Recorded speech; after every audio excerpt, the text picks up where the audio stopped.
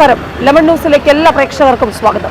ദേശീയ രാഷ്ട്രീയം പോലും ഉറ്റുനോക്കിയ തിരുവനന്തപുരം കോർപ്പറേഷൻ തെരഞ്ഞെടുപ്പ്. ആ തെരഞ്ഞെടുപ്പിനൊടുവിൽ എൻഡിഎക്ക് വലിയ മുന്നേറ്റം ഉണ്ടാക്കാനായി. പതിറ്റാണ്ടുകൾ നീണ്ട ഇടതുമുന്നണിയുടെ ഭരണം കോർപ്പറേഷനിൽ അവസാനിപ്പിച്ചുകൊണ്ടാണ് എൻഡിഎ ഇത്തവണ 50 സീറ്റുമായി വലിയ മുന്നിലെത്തിയത്.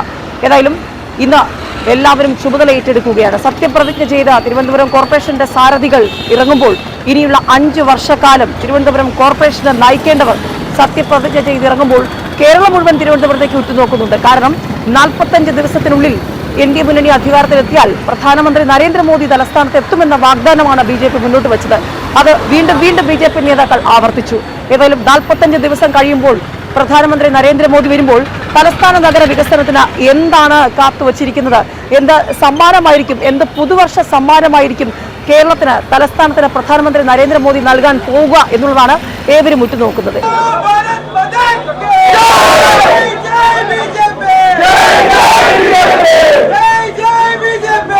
ശ്രീ തമ്പാനൂർ സതീഷ്, നമുക്ക് ചോദിക്കാം. പതിറ്റാണ്ടുകളായി തലസ്ഥാനവാസികൾക്ക് പരിചിതമായ മുഖം ശ്രീ തമ്പാനൂർ സതീഷ് എന്താണ് പറയാനുള്ളത്?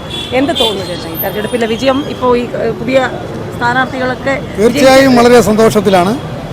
മോദിജിയുടെ വികസന പ്രവർത്തനങ്ങൾ കേരളത്തിൽ ശ്രദ്ധിച്ചു തുടങ്ങിയിട്ടുണ്ട്. അതിൻ്റെ ഫലമായി തിരുവനന്തപുരം നഗരസഭ BJPക്ക് വ്യക്തമായ ഭൂരിപക്ഷമുണ്ട്. 1 നമ്പർ യഥാർത്ഥത്തിൽ ഒരു രാഷ്ട്രീയ പാർട്ടിക്ക് ഭയപ്പാടുള്ള നമ്പറല്ല. തീർച്ചയായും വളരെ മുന്നോട്ട് പോകാൻ BJPക്ക് സാധിക്കും. എല്ലാ കാലത്തും ജനങ്ങൾ പിന്തുണ നൽകിയിട്ടുണ്ട്. ഇത്തവണ വളരെ സന്തോഷകരമായ പിന്തുണയാണ് നൽകിയിട്ടുള്ളത് BJP. അതുകൊണ്ട് തന്നെ മോദിജിയുടെ സ്വപ്നങ്ങൾ തിരുവനന്തപുരത്ത് വൻ വികസനത്തിന് കാരണമാകും. മോദിജി 45 ദിവസം കഴിയുമ്പോൾ തിരുവനന്തപുരത്ത് വന്ന് വൻ പ്രഖ്യാപനങ്ങൾ, പാവപ്പെട്ടവർക്ക് വേണ്ടിയുള്ള ജനക്ഷേമ പരിപാടികളുമായി ബന്ധപ്പെട്ടിട്ടുള്ള തിരുവനന്തപുരം നഗരത്തിൻ്റെ പുതിയ ന്യൂനതമായിട്ടുള്ള പദ്ധതികൾ ഉൾപ്പെടെയുള്ള പദ്ധതികൾ ആവിഷ്കരിക്കുന്ന പ്രഖ്യാപനവും അതിൻ്റെ ഫണ്ടിങ്ങും പ്രഖ്യാപിക്കും. അതുകൊണ്ട് തീർച്ചയായിട്ടും തിരുവനന്തപുരത്തുള്ള ജനങ്ങൾ വളരെ സന്തോഷകരാണ്. കയ്യബദ്ധം പറ്റിയിട്ടുള്ള ജനങ്ങൾക്ക് അവർക്ക് ഓർമ്മിക്കുന്നുണ്ടാവും. കാരണം തെറ്റുപറ്റിപ്പോയി BJPക്ക് വോട്ട് ചെയ്യാൻ പറ്റാത്തതിൽ ഖേദമുണ്ടെന്ന് അവർ വേദനയോടെ കാണുന്നുണ്ടാവും. കാരണം 45 ദിവസം കഴിയുമ്പോൾ തിരുവനന്തപുരത്തിൻ്റെ വികസനം മറ്റൊരു ദിശയിലേക്ക് പോവുകയാണ്. മോദിജി ടച്ച് വളരെ ഫലപ്രദമായിട്ടുണ്ട്. അതുപോലെ തന്നെ നമ്മളെ സംസ്ഥാന പ്രസിഡന്റ് ബഹുമാനീയനായ രാജീവ് ചന്ദ്രശേഖർ, അദ്ദേഹത്തിൻ്റെ ദൃഢമായ നിശ്ചയം, അദ്ദേഹത്തിൻ്റെ ഒരിക്കലും പിറകോട്ട് പോകാത്തുള്ള മുന്നോട്ടുള്ള അദ്ദേഹത്തിൻ്റെ പ്രവർത്തനം, അതൊക്കെ ബലം കണ്ടു. അതുതന്നെയാണ് BJPയുടെ കേരളത്തിലെയും തിരുവനന്തപുരത്ത്, പ്രത്യേകിച്ച് തിരുവനന്തപുരം നഗരസഭയുടെയും വിജയത്തിന് കാരണം. കഴിഞ്ഞ 45 വർഷത്തെ ഇടതുപക്ഷത്തിൻ്റെ ഭരണം ഒരുപാട് അഴിമതികൾ നടത്തി. അത് മാത്രമല്ല, നമ്മൾ നോക്കൂ, ഈ തിരുവനന്തപുരം ജില്ല ഇതുപോലെ ഒരു ജില്ല വേറൊരു സ്ഥലത്തും ഒരു നാട്ടിൽ നമുക്ക് കാണാൻ, ഇപ്പോൾ എറണാകുളം പോലും വളരെയധികം വികസിച്ചിട്ടുണ്ട്. ഇവിടെ മാത്രം ഈ അഴിമതിയിൽ മുങ്ങിക്കുളിച്ച് നിൽക്കുന്നു എന്നല്ലാതെ പ്രത്യേകിച്ചൊന്നും ചെയ്യാനായിട്ട് ഇവർക്ക് സാധിച്ചിട്ടില്ല. അത് മാത്രമല്ല, ഇവിടെ എന്തെങ്കിലും ഒരു വികസനം നടത്താനായിട്ടൊരു താല്പര്യമില്ല. അനാവശ്യമായി ഈ തട്ടിപ്പും വെട്ടിപ്പും എങ്ങനെയെന്നുള്ളത് മാത്രമാണ്. അപ്പം നമുക്ക് ഈ പറഞ്ഞ പോലെ ജനങ്ങൾ ഒരു മാൻഡേറ്റ് നമുക്ക് തന്നിട്ടുണ്ട്. തീർച്ചയായിട്ടും അത് നിലനിർത്തി അവർ നടത്തിയ കാര്യങ്ങൾ തിരുത്താനുള്ളതാണെങ്കിൽ തിരുത്തി. ഇപ്പോൾ പ്രധാനമന്ത്രി തന്നെ പ്രഖ്യാപിച്ചൊരു കാര്യമുണ്ട്. കാരണം ഇവിടെ ഒരു വലിയ മാസ്റ്റർ പ്ലാൻ അദ്ദേഹം തന്നെ വന്ന് പ്രഖ്യാപിക്കുമെന്ന് പറഞ്ഞിട്ടുണ്ട്. സ്വാഭാവികമായിട്ടും അത് വരുമ്പോൾ ഈ തിരുവനന്തപുരത്തിൻ്റെ മുഖച്ഛായ മാറും. ഇപ്പോൾ നന്ദിഗ്രാമിൽ സംഭവിച്ചതെന്നാണെന്ന് നമുക്ക് എല്ലാവർക്കും അറിയാമല്ലോ. ഒരുപക്ഷെ കേരളത്തിൽ തിരുവനന്തപുരത്തു നിന്നായിരിക്കും ഇവിടെ കേരളത്തിൽ ഒരു എന്താ പറയുക നല്ലൊരു ഭരണം മാറ്റം വരാനുള്ള ഒരു സാധ്യത കാണുന്നതെന്നാണ് പറയുന്നത്. ഒരു ഇന്ത്യ മുന്നണി ഇവിടെ കേരളത്തിൽ വന്നാൽ ഒരുപക്ഷെ കോൺഗ്രസിൻ്റെ അധപ്പതനമായിരിക്കുമെന്ന് എനിക്ക് പറയേണ്ടി വരും. കാരണം ജനങ്ങൾ മണ്ടന്മാരല്ലല്ലോ. ജനങ്ങൾ നമുക്കൊരു മാൻഡേറ്റ് തന്നിട്ടുണ്ട്. ഇപ്പോൾ എനിക്കൊന്ന് 44 സീറ്റാണ് കഴിഞ്ഞ പ്രശാന്ത് ഇത് മേയറായിരുന്ന കാലത്തുണ്ടായിരുന്നത്. അപ്പോൾ അന്നും ഭരിച്ചല്ലോ. ഇപ്പം ജനങ്ങൾ ചിന്തിക്കുന്നത് എന്താണ്, നമ്മൾ നല്ല ഭരണം കാഴ്ചവെക്കുന്നുണ്ടോ എന്ന് ജനങ്ങൾ തീരുമാനിക്കട്ടെ. അത് കഴിഞ്ഞിട്ട് ജനങ്ങൾ തീരുമാനിക്കട്ടെ, അത്രേ ഉള്ളൂ. എല്ലാവിധ ആശംസകളും.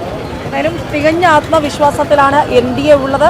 വലിയ ഭൂരിപക്ഷത്തിൽ തന്നെ തിരുവനന്തപുരത്തെ ജനങ്ങൾ എൻഡിഎ നെഞ്ചിലേറ്റി. അതുകൊണ്ട് തന്നെ 45 ദിവസത്തിനുള്ളിൽ പ്രധാനമന്ത്രി എത്തുകയും വലിയ വികസന പ്രവർത്തനങ്ങൾ തന്നെ തലസ്ഥാന നഗരം കാണും എന്ന ആത്മവിശ്വാസം തന്നെയാണ് ജനങ്ങൾക്ക് മുന്നിൽ എൻഡിഎക്ക് മുന്നോട്ട് വെക്കാനുള്ളത്, അവതരിപ്പിക്കാനുള്ളത്.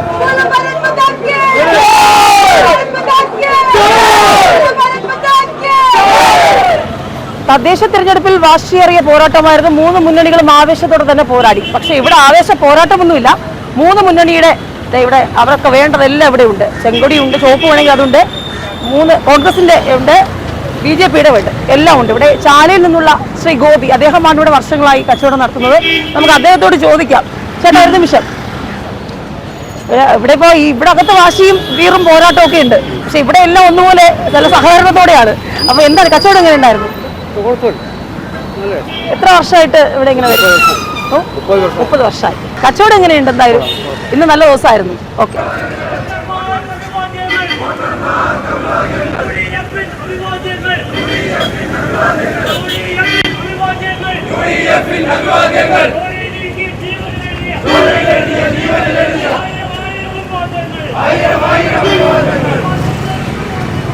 തിരുവനന്തപുരം നഗരത്തിലെ വോട്ടർമാർക്ക് എന്താണ് പറയാനുള്ളത്? നമുക്ക് വോട്ടർമാരോട് ചോദിക്കാം. സത്യപ്രതിജ്ഞ ചടങ്ങ് കാണാൻ വേണ്ടി പോയവരാണ് ഞങ്ങൾ. അപ്പോൾ അവിടുത്തെ ഈ ആളിൻ്റെ ജനബാഹുല്യം കൊണ്ട് പോലീസ് പറഞ്ഞ അകത്ത് കയറണ്ടാമെന്ന്. അങ്ങനെ നമ്മൾ തിരിച്ചിങ്ങോട്ട് മാറി നിൽക്കുകയാണ്. അത് നമ്മളായിട്ടൊരു വിഷയം ഉണ്ടാക്കണ്ട, ശല്യം ഉണ്ടാക്കണ്ടെന്നുള്ളത്. അല്ല, തിരുവനന്തപുരം ഈ 2 മുന്നണികളും മാറി മാറി ഭരിച്ച നമ്മളെല്ലാവരും അറിഞ്ഞവരാണല്ലോ. അപ്പോൾ ഇനി ഞങ്ങളെ ആഗ്രഹം എന്ന് പറയുന്നത് ജനങ്ങൾ ഞങ്ങൾക്കൊരു അവസരം തന്നു, BJPക്ക് ജനങ്ങളൊരു അവസരം തന്നു. അപ്പോൾ ഈ അവസരം കണക്കാക്കിക്കൊണ്ട് തന്നെ അത് ശരിക്കും ജനങ്ങൾ എന്തിനാണോ ഈ തന്നത്, നമ്മൾ വികസിത തിരുവനന്തപുരം എന്നുള്ളതായിരുന്നു നമ്മുടെ ലക്ഷ്യം. അപ്പോൾ ആ ലക്ഷ്യത്തിനൊത്ത് ഉയരാനാണ് ഞങ്ങൾ പ്രതീക്ഷിക്കുന്നത്.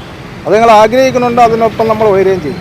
അതിന് നമ്മളെ ഈ എല്ലാവരുടെയും, നമ്മളിപ്പോൾ BJPക്കാർ മാത്രമല്ലല്ലോ, മറ്റുള്ള എല്ലാ പാർട്ടിക്കാരുടെയും അതുപോലെ തന്നെ നമ്മളെ ഈ ഇതേപോലെയുള്ള മീഡിയ ഇങ്ങനെയുള്ള എല്ലാവരുടെയും സഹകരണം ഉണ്ടെങ്കിൽ മാത്രമേ നമുക്ക് ഉയരാൻ സാധിക്കൂ. തിരുവനന്തപുരത്തിന് എന്ത് വേണമെന്നാണ് തോന്നുന്നത്? പുതിയ ഭരണസമിതിയിൽ ആദ്യം ആഗ്രഹിക്കുന്നത് എന്താണ്? മാറ്റം നമുക്ക് പൂർണ്ണമായ മാറ്റമാണ് ഞങ്ങൾ ഉദ്ദേശിക്കുന്നത്. നമ്മുടെ സംസ്ഥാന പ്രസിഡന്റ് പറഞ്ഞിട്ടുണ്ടല്ലോ, എല്ലാ തലത്തിലും മാറ്റം വരും. എന്ത് തോന്നുന്നു? മാറ്റം ഉണ്ടാവും. എല്ലാം ശരിയാവോ? എല്ലാം ശരിയാവും. ശരിയാവും. സമസ്ത മേഖലയിൽ ഇപ്പം വെള്ളത്തിൻ്റെ പ്രശ്നം തന്നെ നോക്കിക്കഴിഞ്ഞാൽ തിരുവനന്തപുരം ഏറ്റവും ദുർഘടമായ അവസ്ഥയിലാണ് പോകുന്നത്. അതുപോലെ തന്നെ തണ്ണീർത്തടങ്ങൾ അതിന്ന് ഈ മാലിന്യ കൂമ്പാരമായിട്ട് മാറിക്കൊണ്ടിരിക്കുകയാണ്. അപ്പോൾ അടുത്ത് ഈ വരുന്ന കാലഘട്ടത്തിൽ അതിനൊരു മാറ്റം വരുത്തിയാൽ തന്നെ തിരുവനന്തപുരത്തിൻ്റെ പകുതി ദുരിതം മാറും. കുടിവെള്ളക്ഷാമം പരിഹരിക്കണം. അതുപോലെ തന്നെ ഈ വാഹനങ്ങൾക്ക് ഓടുന്നതിന് വേണ്ടിയിട്ടുള്ള റോഡുകളുടെ വികസനം അത് വളരെ അത്യന്താപേക്ഷിതമായിട്ടുള്ള കാര്യങ്ങളാണ്. അപ്പോൾ ഇന്നിപ്പോൾ വന്നിട്ടുള്ള ഭരണകർത്താക്കൾ എൻ്റെ ഉദ്ദേശത്തിൽ 50 പേര് ഇന്നിപ്പം BJPക്ക് ജയിച്ച് വന്നിട്ടുണ്ട്. അപ്പോൾ ഇവർ എല്ലാവരും തന്നെ നിസ്വാർത്ഥമായി രാഷ്ട്രീയ സ്വയംസേവക സംഘത്തിൽ കൂടി പ്രവർത്തിച്ച് നിസ്വാർത്ഥ സേവനം ചെയ്ത് പരിശീലനം സിദ്ധിച്ച ആൾക്കാരാണ്. അപ്പോൾ അവരിൽ കൂടി ഒരിക്കലും അഴിമതി എന്ന് പറയുന്ന ഒരു സംഭവം അവരിൽ ഉണ്ടാവില്ല എന്നുള്ളത് ഞാൻ പൂർണ്ണമായിട്ട് വിശ്വസിക്കുന്നു. കാര്യം ഞാൻ രാഷ്ട്രീയ സ്വയംസേവക സംഘത്തിൻ്റെ ഘടകമാണ്, ഞാനൊരു സ്വയംസേവകനാണ്, ഞാൻ ഒരു സംഘത്തിൻ്റെ വിവിധ ഭാഗങ്ങളിലുള്ള ഒരു ജില്ലാധികാരിയാണ്. അതുകൊണ്ട് തന്നെയാണ് പറയുന്നത്, എന്തുകൊണ്ടായിരുന്നാലും സംക്ഷിപ്തമായിട്ടുള്ള ഒരു നല്ല ഭരണം തിരുവനന്തപുരം കോർപ്പറേഷനിൽ നമ്മളെല്ലാവർക്കും കാണാൻ സാധിക്കും.